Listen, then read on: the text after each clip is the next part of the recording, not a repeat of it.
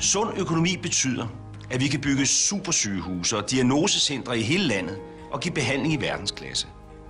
Så mennesker bliver helbredt, som ellers ikke ville blive helbredt. Det betyder noget for det enkelte menneske og for de nærmeste. Sund økonomi betyder tryghed for, at skatter og renter ikke pludselig stiger og truer familiens økonomi.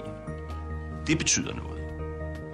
Sund økonomi betyder, at vi næste år kan investere næsten 19 milliarder kroner mere i forskning og uddannelse og give vores unge en fair chance for at konkurrere med nye generationer fra de fremadstormende dele af verden og skabe deres egne muligheder i livet.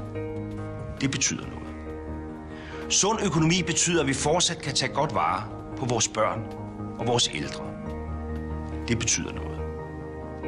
Ja, sund økonomi betyder, hvor kedeligt den lyder, at vi fortsat kan holde fast i det her helt særlige danske samfund, hvor enhver har chancen for at forfølge sin egen lykke, men hvor vi samtidig passer på hinanden og beskytter de svageste.